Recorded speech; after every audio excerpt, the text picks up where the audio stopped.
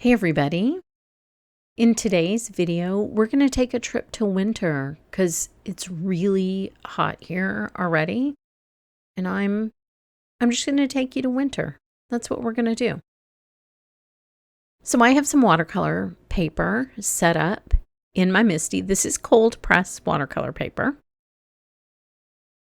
And I am covering these beautiful snowflake stamps with Versamark and stamping them really firmly onto the cold press watercolor paper. You really do need cold press for this. You're going to see how much water I'm using later. So go ahead and use the cold press and just stamp it as many times as you need to get it really covered with Versamark. Now here's the magic. This is so fun. I'm going to take various colors of blue and blue-green powdered watercolor. I will have the colors listed in the description box below. And I'm going to put them on this paper. And then what you do is just tap your fingernails on the back of the watercolor paper to kind of make the little crystals sort of jump around on the paper, and they will gravitate towards the Versamark and cover your snowflakes, and you'll start to be able to see the patterns with the powdered watercolor and the snowflake stamps. Now these are very detailed. This is a watercolor piece, so it's not going to be detailed when it's done, but we're starting with a very detailed picture of the snowflakes.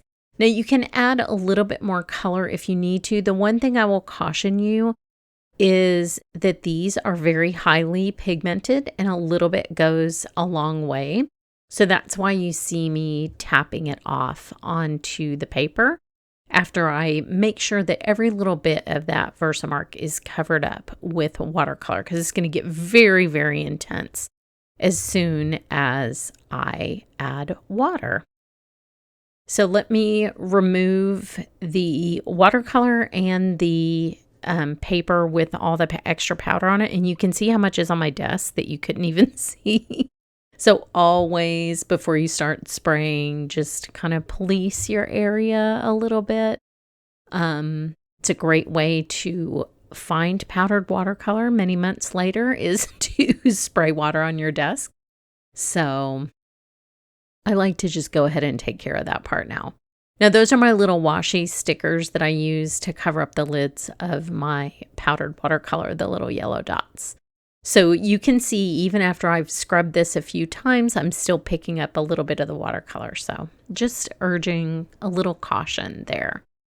So now you can see that there's not a lot of watercolor in the background, but you can see as soon as I start spraying it, how intense the color gets. Now this is one of those continuous spray misters. It has a really, really fine mist, and that will just activate that powder, and so you can really vividly see the pattern.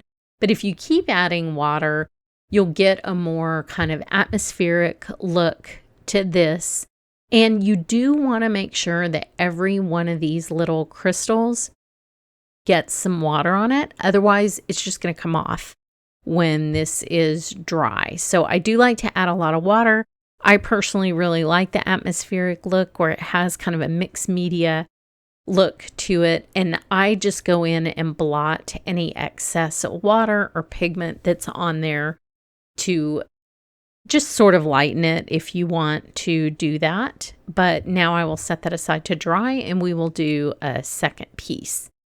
I'm just going to leave the watercolor paper basically in the same place. A sticky mat really helps here, especially with watercolor paper, just because it has a rougher surface. So I find that that makes it a lot easier. So I'll do the same thing, just ink this up multiple times with Versamark. And every single time you do this, it is going to look completely different.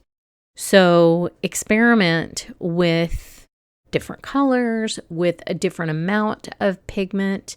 That's what I find makes the biggest difference, is a difference in just how much you put down onto the paper before you spray it. Because here I had quite a bit of pigment on this one, and so you get like all this beautiful intense color. Some of it almost looks black, and it really shows off the detail in the stamps really well. But if you use just a light dusting of the pigment, then it would have a completely different look.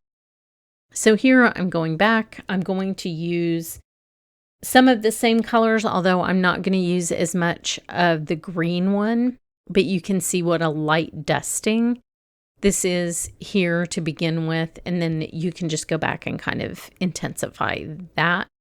Again, do the little tap, tap, tap on the back to move that powder around, and then just look for bare spots. Now you can do this with Brusho, you can do this with Ken Oliver or the Lindy's Gang, any powdered watercolor that you have. I just happen to love these because they have walnut stain in them, and that gives it like a really earthy kind of look that I like a lot. So on this one, you can see that I did not go and add powder as many times as I did in the previous one, and so we're going to get a slightly different result here. Now I have some spray alcohol here, which you can also use. This is going to give you kind of a different look. So if I spray alcohol on it, it dries almost immediately, so the pigment isn't spreading quite as much. You can see that it just sort of sticks where it lands. And then if you wanted the more atmospheric look, you can go back. I like to spray the back just to keep the paper straight. And then you can use that just for a completely different look. I'm going to add a little bit more water here to get a little more overall blue look for my background.